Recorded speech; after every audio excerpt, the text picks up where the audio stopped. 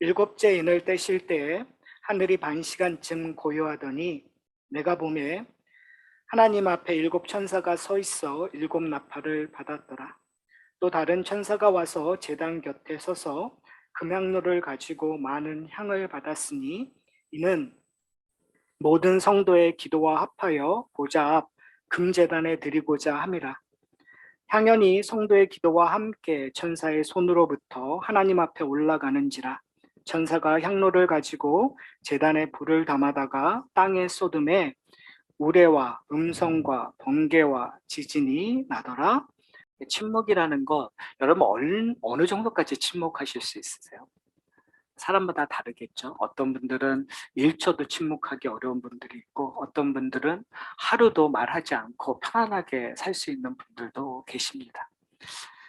근데 그 침묵의 의미가 사람마다 다 다른 것 같아요. 어떤 사람은 그 침묵을 못 견디는 이유 중에 하나가 그 환경을 내가 제어하지 못하기 때문에 침묵을 못 견디는 부분들이 있고요. 또 어떤 분들은 침묵을 이용하고 사용하는 분들도 있어요. 자기의 불편함을 침묵을 통해서 표현하기도 하고 그 침묵을 통해서 자기의 의견을 오히려 더 강하게 이야기하시는 분들도 있는 것 같아요. 자, 그렇다면 오늘 성경의 오늘 본문 8장 1절에 보면 침묵, 즉 고요함이 드러나고 있습니다. 자, 그렇다면 이 고요함은 어떠한 고요함일까요? 오늘 1절을 보면 이렇게 얘기해요. 일곱째 인을 떼실 때에 하늘이 반 시간쯤 고요하더라. 반 시간쯤 고요한 거죠. 아무 소리도 안 나고 침묵이 있었던 거예요. 반 시간이면 긴 걸까요? 짧은 걸까요? 어떤 사람에게는 짧기도 하고 어떤 사람에게는 길기도 한. 사실은 설교를 준비하면서 이런 단어 하나마다 막 신경을 쓰게 되잖아요. 좀 도대체 반 시간이라는 의미가 뭘까? 그럼 반 시간의 상대적인 의미, 한 시간이라는 거에 어떤 의미일까? 막 이런 생각을 하게 돼요. 여러분 한번 잘 생각해 보세요. 그럼 여기서 지금 고요하는 장소가 어딜까요? 하늘이에요. 그러면 왜 하늘에서 반 시간을 고요했을까? 오늘 1절에서 가장 중요한 우리의 눈과 우리의 귀를 집중해야 되는 문장에서 이 단어가 어딜까요? 저는 일곱 번째 인을 떼신다라는 그 행위적인 거가 되게 중요하다고 생각을 해요. 일곱 번째 인을 뗀다라는 그 행위의 의미가 도대체 무엇일까요? 지금 저희가 그 재앙에 대한 일곱 가지 패런에 대한 재앙들을 저희가 살펴보고 있어요. 일곱 가지 인, 일곱 나팔, 그 다음에 일곱 대접이 있거든요. 근데 지금 일곱 인을 띄면서 뛸 때마다 어떠한 일들이 벌어지고 있었고 그것이 땅에 벌어지든 하늘에 벌어지든 그것이 갖고 있는 의미들이 있었다는 것들을 저희가 살펴봤어요. 근데 더 중요한 건 뭐냐면 그 의미가 있었고 현상들이 있었지만 인을 떼는 행위의 목적이 뭐죠? 그 책을 보기 위함이에요. 두루마리를 열어서 보기 위함이란 말이에요. 그렇죠? 그러니까 그런 현상들이 그 두루마기 책을 읽게 하는 어떠한 그, 그러니까 일어나는 현상을 통해서 그 책에 더 집중하기를 원하는 거죠. 자, 일곱째 인을 떼우면 이제 우리가 다 기대하는 건 뭐죠? 여는 거예요. 그럼 열면 그 책의 내용들이 선포되고 책의 내용들을 읽고 볼 수 있는 거죠. 그렇죠? 근데 바로 그 전에 잠시 고요함이 있다라는 거죠. 그럼 어떤 거예요? 여러분 그런 거 있잖아요. 1등 발표했을 때 두루루루 이렇게 칠 때 여러분들 요즘은 소리 내는 것 같아요. 근데 옛날에는 그 긴장감 때문에 조용하죠. 누가 1등일까? 머릿속으로는 저 사람이 1등이야. 아니야 저 사람이 1등이야 하면서 조용히 하고 있어요. 그러니까 이 고요함의 목적은 뭐냐면 이 책의 내용에게 집중해야 된다. 그렇기 때문에 일곱째 인을 떼었을 때 현상들이 일어나지 않아요. 왜요? 우리의 시선과 우리의 눈과 우리의 귀는 어디로 향해야 되는 거예요? 이 책으로 향하고 있는 거예요. 사랑하는 성도 여러분, 여러분은 지금 이 책을 본 사람일까요? 안 본 사람일까요? 이 책을 읽은 사람일까요? 안 읽은 사람일까요? 여러분은 이미 소유한 사람들이에요. 이거를 저희가 2000년 전에 사도 요한이 이 꿈을 보고 있는데, 이 꿈을 봤었을 때 이미 사도 요한에게 드러났었던 것. 근데 그 드러났었던 것들을 저희는 성령을 통해서 온전히 알게 된 거죠. 더 풍성하게, 아브라함보다 모세보다 더 풍성하게 하나님의 계획들을, 하나님의 언약들을 알게 돼요. 무엇을 통해서 알게 되죠? 하나님의 말씀인 성령을 통해서 저희가 알 수 있게 되었어요. 자, 그렇다면 중요한 거는 알 수 있게 된 것이 아니라 여러분이 집중해야 되고 여러분이 소중하게 여겨야 되는 것들이 뭐냐라는 거예요. 여러분의 인생 속에서. 저희는 인생을 살아가다 보면 오늘 저희가 앞에 두 찬양도 인생의 길에 대한 질문이었고 우리의 연약함들에 대한 고백들이었단 말이에요. 여러분은 인생을 살아갈 때 고난과 환난과 어려움들, 나의 연약함이 드러날 때 우리는 어디에 집중하죠? 우리는 환경에 집중해요. 내가 처해 있는 상황에 집중해요. 내 능력에 집중해요. 그런데 성령께서는 우리에게 집중해야 되는 것이 있다고 이야기돼요. 그것이 뭐냐면 하나님의 약속이에요. 하나님의 언약이에요. 하나님의 계획이 들어져 있는 하나님의 말씀인 것 같아요. 그러기 위해서는 우리 어떻게 해요? 고요하다라는 말은 단순히 조용하다라는 말이 아니라 어디에 집중해야 되는가? 우리의 집중해야 되는 곳을 향하여 우리의 눈과 귀뿐만이 아니라 우리의 마음이 거기를 향해야 된다는 것 여러분 기억하시기를 소원합니다. 제가 그 요한계시록을 이렇게 설교를 하거나 성경 공부를 할 때 우리에게 어려운 것들이 뭐냐면 우리는 시간적인 개념을 놓고 이야기가 참 어려운 것 같아요. 그러니까 오늘 본문도 이제 일곱째인, 그 다음에 이제 일곱째 나팔이잖아요. 그리고 일곱째 대접이 일어나거든요. 이렇게 기록되어 있으니까 이 순서대로 일어날 거라고 우리는 생각을 하고 있어요. 일곱째 인인 다음에 일곱째 나팔이 있고 일곱째 대접들이 있는, 그래서 재앙들이 점점 세워진다라고 우리는 생각할 수 있어요. 그러나 여기 보면은 내가 보니라는 표현들이 있거든요. 이 내가 보니라는 것은 그냥 한 장면이라고 생각하셔도 돼요. 그러니까 이렇게 몽타주처럼 이렇게 한 장면이 있는데 지금 요한이 그 장면들을 이야기하고 있는 거죠. 그러니까 이 장면들이라는 거는 어떻게 보면 시간적으로 구성할 수도 있지만 시간을 배제하고 구성할 수 있는 거예요. 그러니까 그런 의미에서 여러분에게 제가 말씀드리고 싶은 건 뭐냐면 이것이 인이 끝나고 나팔이 끝나고 대접의 순서로 왔다고 보시지 말고요. 이것들이 함께 이루어지는, 어떻게 보면 하나의 사건을 좀 더 구체적으로 그리고 좀 더 집중하여 우리에게 설명하고 싶은 거죠. 그러니까 인에 대한 재앙들이 나팔 재앙에서 반복되어지는 거예요. 그리고 대접 재앙에서 반복되어져요.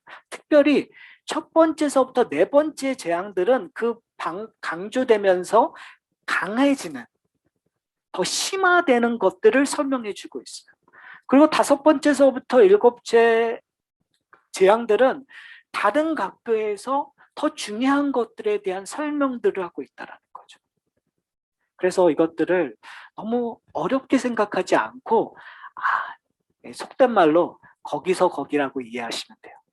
다 뭐에 대한 이야기를 하냐면 하나님에 대한 심판에 대한 이야기를 하고 있다. 마지막 때 일어날 일들을 이야기하고 있다. 자, 그렇다면 이런 일들이 언제 일어나는 거죠? 앞에 일어나는 일만일까요? 저희가 요한계시록 읽으면 요한계시록은 마지막 때, 그러니까 그 마지막 때가 저 먼 훗날이라고 생각할 때가 있어요. 그런데 여러분, 요한에게 마지막 때는 언제일까요? 요한에게 마지막 때는 우리에게 과거의 일일 수도 있어요. 무슨 말씀인지 아세요? 그러니까 지금 특별히 첫 번째에서부터 네 번째 일어났던 재앙들을 보시면은요, 이제 저희가 다음 주에 그 재앙들을 다시 한번 보겠지만, 우리가 경험하는 기근이라든지 전쟁이라든지 이런 일들이에요. 자연재해들의 이야기들이 반복되어서 기록되어 있어요. 우리가 경험했나요? 안 해요? 하고 있어요. 여러분, 지지난주서부터 지금 이 세계의 가장 핫 이슈 중에 하나가 뭐죠? 아프가니스탄에서 이제 미군이 철군하면서 일어나는 일들이에요. 수많은 어려움들이 우리 눈앞에 보여줘요. 여러분, 이거 참 재밌는 게 뭐냐면 그 일들이 선언하는 순간 모든 사람들이 예상했던 일들이에요. 예상하지 않는 일들이 아니었단 말이에요. 근데 예상한 일들이 일어나고 있는 거예요. 왜요? 그 예상을 어떻게 하죠? 과거의 역사를 통해서 우리는 알 수 있어요. 제가 왜 이런 이야기를 하냐면 요한계시록의 일은 이미 역사를 통해서 지속적으로 이야기되었었던 일들이고 우리가 경험한 일들이고 그리고 앞으로 경험할 일들이에요. 자, 중요한 것은 뭐냐면 일어나는 일들이 중요할까요? 여러분, 이런 일들이 일어난다는 것은 뭘 우리에게 알려주기 위함이에요? 마지막 때가 되었다는 것을 알려주기 위함이라고. 그러면 마지막 때니까 우리가 어떻게 살아야 되죠? 이런 현상들이 중요한 것이 아니라 마지막 때라는 것을 정말 죄송하지만 여러분이 지금 그러니까 성경 공부나 설교를 통해서 요한계시록을 배워서 알게 된 건 아니에요. 우리는 이미 알고 있어요. 지금 우리가 마지막 때를 살고 있다는 거. 그러면 여러분은 어디에 집중하고 있습니까? 하나님의 말씀에 집중하고 있습니까? 예수 그리스도가 가신 길에 집중하고 있습니까? 이미 오신 하나님의 나라에 집중하고 있습니까? 우리의 눈을 노아가 마지막 그때를 살았을 때 그는 집중할 수밖에 없었어요. 왜요? 하나님이 주신 명령 때문에요. 노아에게 주어진 하나님의 주신 명령이 뭐죠? 노아의 방주를 짓는 일들이에요. 사랑하는 성도 여러분, 이 마지막 때를 살아가는 우리에게 하나님께서 주신 명령이 있어요. 그게 뭐죠? 하나님의 교회를 지어서 세상에 증인되는 삶을 살아가는 거예요. 어떻게 보면 우리의 삶 속에서 교회에서 사는, 그러니까 교회 생활을 하는 그 모습들이 어떻게 보면은 일주일에 하나의 행위적인 행동으로 우리는 이해할 수 있어요. 그러나 성경에서는 교회를 그냥 일주일에 한 번 와서 예배 드리는 것으로 표현되고 있잖아요. 교회는 하나님의 몸을, 그리스도의 몸을 지어져 가는 과정으로 설명하고 있는 거죠. 그것은 단순히 하산한 교회라는 가시적인 보여지는 교회 공동체를 말하는 것뿐만이 아니라 여러분의 가정을 이야기하기도 해요. 여러분의 가정이 하나님의 부르심으로 만들어진 가정이라면 여러분이 그 가정을 하나님이 원하시는 교회로 세워져 가야 된다는, 그러기 위해서 우리는 무엇에 집중하고 있나요? 반시간 동안 잠잠하다, 반시간 동안 고요하다는 의미를 우리는 어떠한 마음으로 받아들여야 되는가를 다시 한번 고민하는 저와 여러분이 되시기를 소원합니다. 여러분, 이 잠잠하다라는 말은 성경의 구약 성경에 보면은 일어나는 장소가 땅이었어요. 스가랴서 2장 13절을 보면 이렇게 얘기하고 있습니다. 모든 육체가 여호와 앞에 잠잠할 것은 여호와께서 그의 거룩한 처소에서 일어나심이라 하라 하더라. 그러니까 스가랴에서 하나님의 심판을 선포하는데 그 선포해야 하면서 뭐라고 하냐면 땅에 있는 모든 것들은 잠잠할지어다. 왜요? 심판의 하나님이 등장하시니까. 스가랴서만이 아니라 스바냐서 1장, 에스겔서 27장, 그리고 시편 76편에 계속 반복되는 것이 뭐냐면 하나님의 심판이 이 땅에 임재하는 순간 땅은 잠잠할 수밖에 없는 거죠. 근데 오늘 본문은 땅의 잠잠함이 아니라 하늘의 잠잠함을 이야기하고 있어요. 그럼 뭘까요? 여러분, 저희가 지금 여기서 얘기하고 있는 하늘과 땅은 지금 해와 달과 별이 있는 그 하늘을 얘기하는 건 아니겠죠? 여기서의 하늘은 하나님의 보좌가 계시는 곳, 하나님의 나라를 이야기하는 거예요. 그런데 보통 성경에서 얘기하고 있는 것은 뭐냐면 하나님의 계획이, 하나님의 뜻이 땅에 임한다고 이야기하고 있는 거죠. 그러니까 땅의 잠잠함은 하늘의 잠잠함에 근거한다라는 거예요. 그러니까 지금 하늘이 잠잠한다라는 것을 우리가 어떻게 이야기하냐면 이제 이 두루마기가 펴지는 때에 뭐가 나타날 수밖에 없어요. 땅에서 뭐가 나타났습니까? 하나님의 심판이 나타났으니까. 결국은 이 두루마기에서 선포되는 내용들, 거기에 있는 내용들에 근거하여 하나님의 심판이 속히 일어나기 때문에 하늘은 잠잠할 수밖에 없는 거죠. 사랑하는 성도 여러분, 이 두루마기, 그 생명의 책이 기록된 그 두루마기는 하나님의 백성들에게는 구원의 이야기지만 이 세상 사람들에게는 심판의 이야기라는 것들을 저희가 기억했으면 좋겠어요. 그리고 오늘 2절서부터 5절을 보면 2절에 보면은 7 천사가 하나님 앞에 나와 7 나팔을 받는 이야기가 기록되어져 있어요. 그리고 나서 이제 7 나팔에 대한 이야기가 나오겠죠. 근데 그 사이에 3절서부터 5절에 삽입되는 부분들이 있어요. 저는 이것이 마지막 7 인과 나팔 재앙과 연결되는 아주 중요한 키를 갖고 있다고 저는 생각을 해요. 그것이 뭐냐면 3절에 보면 다른 천사가 라고 얘기하고 있어요. 다른 천사가 제단 곁에 서서 금향로를 가지고 많은 향을 받았으니 그 향은 뭐라고요? 모든 성도의 기도와 합하여 보좌 앞에 제단에 드리고자 함이라. 이게 뭐죠? 지금 향연이 성도의 기도예요. 저희가 이미 요한계시록 5장에 보면 이 기도가 하늘 보좌 위로 올라가는 것들을 저희가 그 천사가 금향로에 담는다라는 표현을 저희가 이미 살펴봤어요. 그러니까 지금 성도의 기도들, 그 성도의 기도의 내용이 뭐였죠? 누가 이 환난 날에서 우리를 건져내게? 그렇죠? 너무 수많은 순교자들이 있는데 하나님 이걸 언제까지 이런 일들이 일어나게 하실 것입니까? 성도들의 애통함, 답답함이 하나님 앞에 올려지는 거죠. 그런데 그것이 뭐와 함께 담아져서요? 금향로와 담아진다라고 얘기해요. 여기서 되게 중요한 것이 뭐냐면 함께 담았다라는 것이 되게 중요한 것 같아요.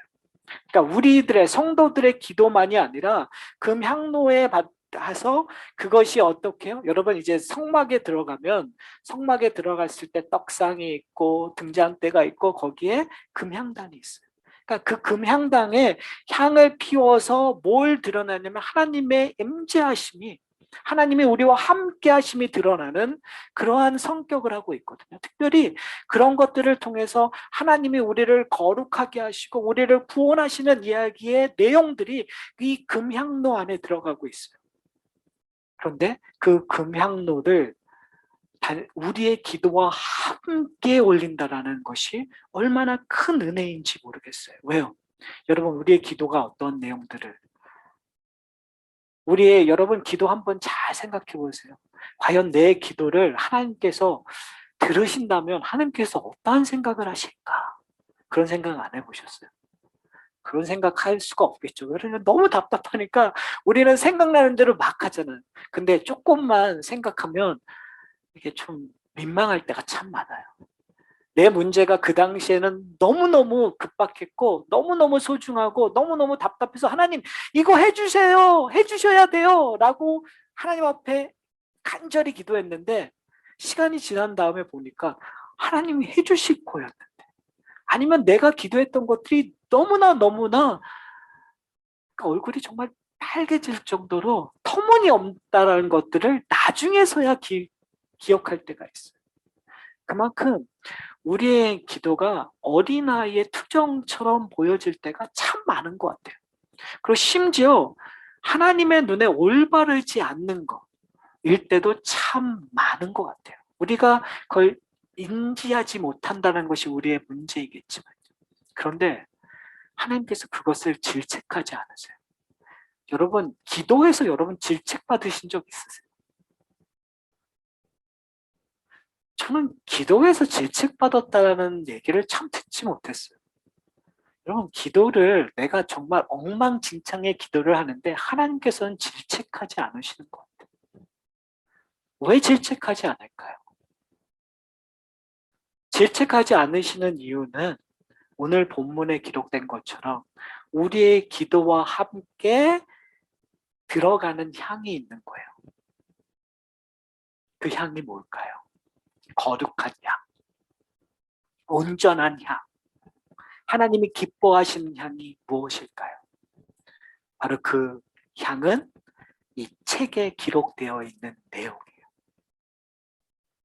여러분 한번 생각해 보세요. 그 책이 이제 다7인이 띄어졌어요. 이제 그것을 읽을 수 있고 볼 수 있는 상황인 거예요. 그제서야 지금 이 성도의 기도가 무엇인가 합하여 드려지고 그 드려지는 것이 얼마나 기쁨이 되는지 우리에게 보여주고 있다는 사실. 근데 그것이 언제요? 7나팔이 일어나기 전에. 나팔이라는 것은 어떤 의미죠? 나팔이라는 것은 알린다라는 얘기예요. 왕이 입궁했었을 때, 왕이 행차했었을 때 나팔이 부러질 수밖에 없어요. 어떠한 메시지가 선포되기 전에 나팔이 불려서 모든 사람들의 어텐션하게끔, 집중하게끔 하는 것이 나팔이에요. 나팔은 어느 시점을 이야기해 줄 때 나팔이 불어지는 것을 저희가 볼 수가 있어요. 바로 그 나팔이 불어지기 전에 성도의 기도가 올려지는 모습들, 근데 그 성도의 기도가 온전한 향과 합하여 하나님이 기뻐하시고, 그리고 오늘 본문 마지막에 이렇게 얘기하고 있어요. 천사가 향로를 가지고 제단에 불을 담아다가 땅에 쏟음에. 향의 목적은 뭐죠?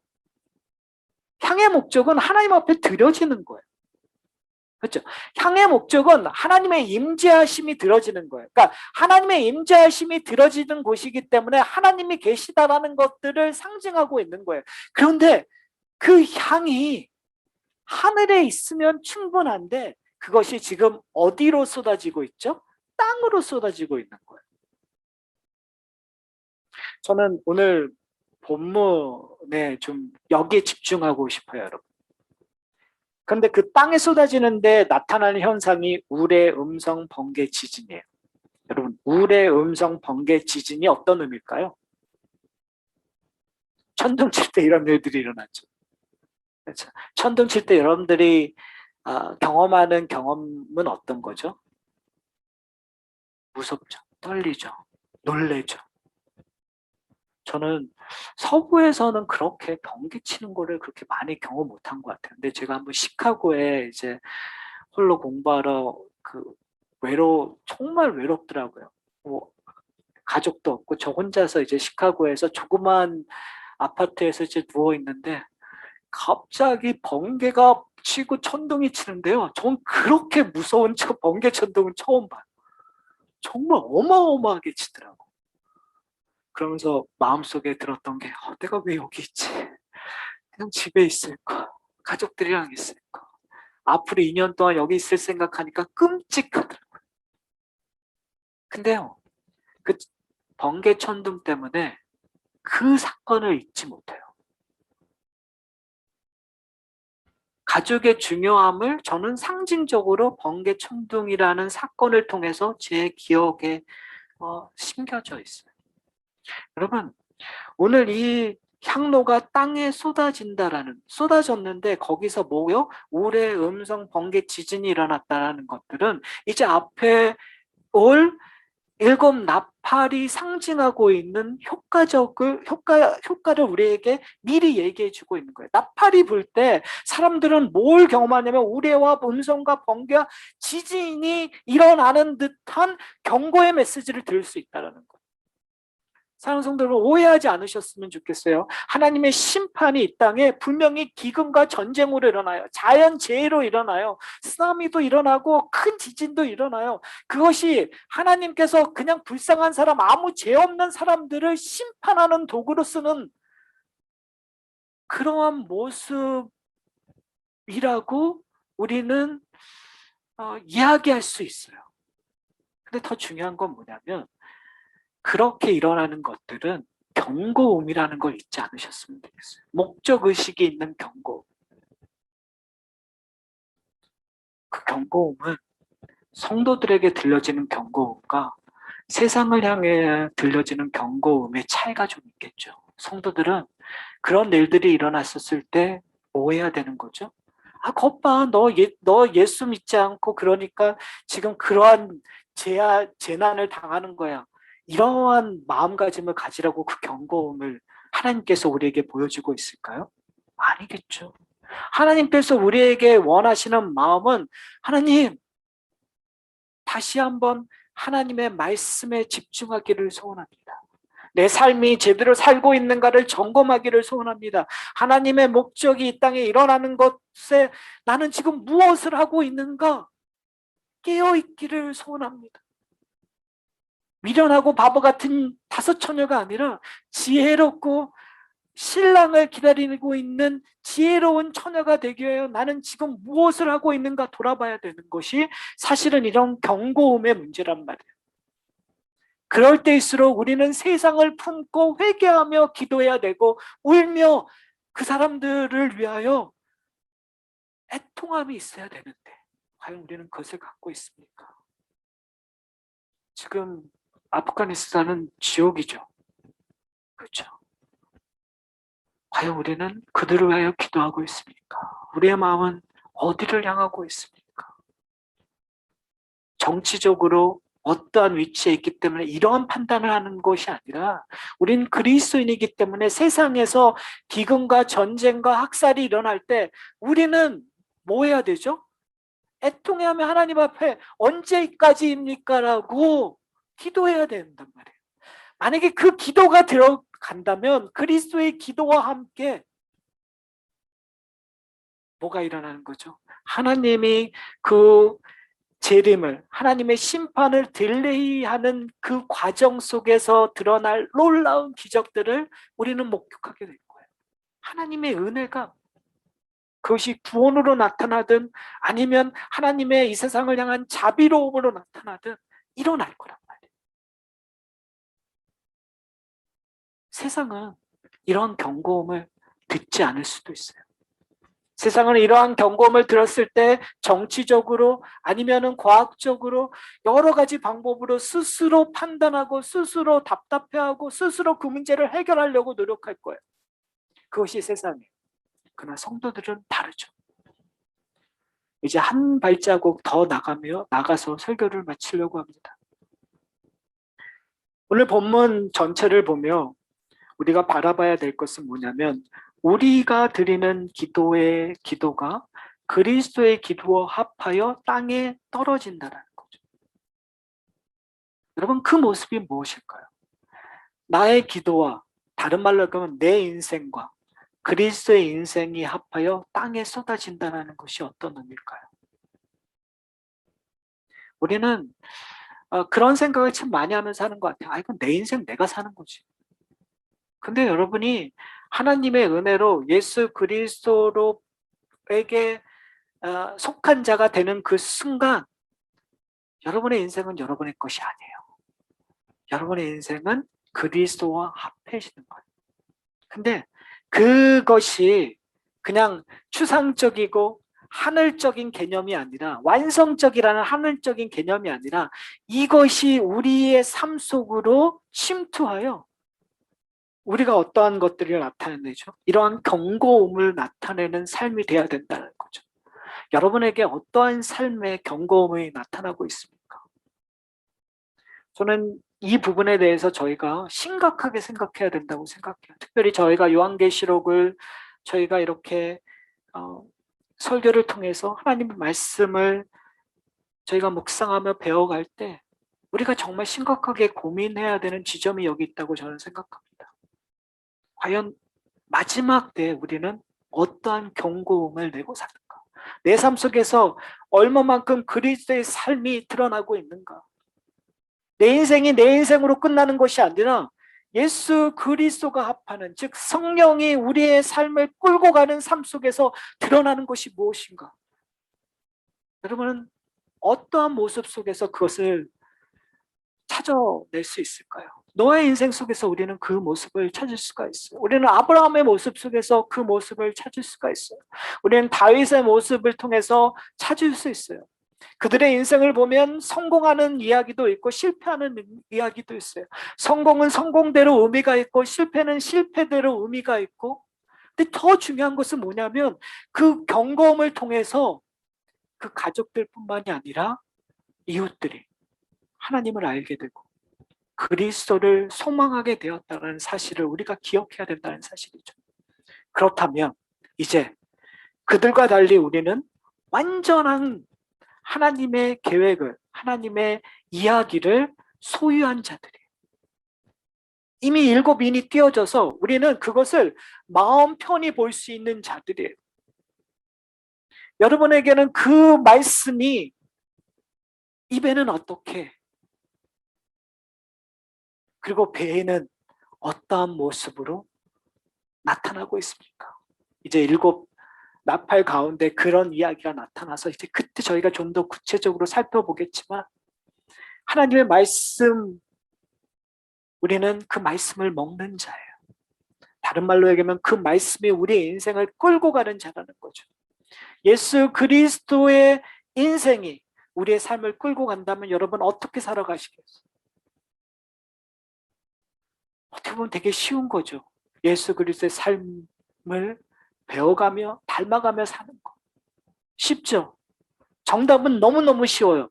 그리스도의 삶에 내 삶을 들어가는 것. 그리스도의 삶이 내 삶으로 들어오는 것. 너무 쉬워요. 근데 문제는 뭐냐면 저 이것처럼 어려운 게 없는 것 같아요. 나라는 자아에 내 자아가 무너지고 내 성격이 무너지고 내 욕심이 무너지고 내 뜻이 무너지고 그리스도의 뜻으로 그리스도를 닮아간다는 거 쉽지 않은 거예요. 그러나 그 일들을 하나님께서 요구하시고 성령께서 우리로 하여금 그 일들을 감당하게끔 힘을 주신다는 사실을 여러분이 잊지 않으셨으면 좋겠어요. 만약에 그럴 때 우리의 삶은 우레와 음성과 번개와 지진으로 이 땅을 강타할 거예요. 우리의 주변에, 우리의 사업체에, 우리의 직장에, 그리고 나와 만나는 그 관계가 우리의 삶으로 말미암아 뒤틀려질 거예요. 그들이 변화될 거예요. 그것이 이 땅을 살아가는 성도로서 증인되는 삶이라는 것을 여러분이 기억하셨으면 좋겠습니다. 사랑하는 성도 여러분, 우리는 어쩌면 반시간쯤 잠잠한 그 긴장감 속에서 살아가는 존재예요. 왜요? 하늘에서 그 일들이 일어났기 때문에 이 땅에서도 그 잠잠함이 일어날 거란 말이에요. 그 말은 뭐냐면요. 그것을 아는 사람이 하나님의 심판, 하나님이 이 땅에 오셨다라는 것들을 우리의 삶 속에서 보여줘야 돼요. 다니엘처럼. 다니엘의 세 친구처럼. 그리하지 아니하실지라도 나는 하겠습니다. 왜요? 하나님이 나와 함께 하시기 때문에. 예수 그리스도가 나의 주시기 때문에 그렇게 아니하실지라도, 여러분 그렇게 아니하실지도라는 그 말의 무게가 얼마나 큰지 아세요? 세상이 요구하는 거와 반대되는 삶이에요. 물을 거스리고 상류로 향하는 삶이에요. 여러분 그리스도의 삶은 편한 삶이 아니에요. 여러분 세상이라는 흐름을 역류하여 가는, 역류하다가 죽을 수 있다는 거죠. 여러분 한번 잘 생각해 보세요. 성경 중에 우리 다니엘과 다니엘 세 친구들은 그렇게 아니할지라도 말은 했지만 결과론적으로는 하나님의 영광을 본 아주 좋은 케이스겠죠. 그러나 수많은 그리스도인들은 정말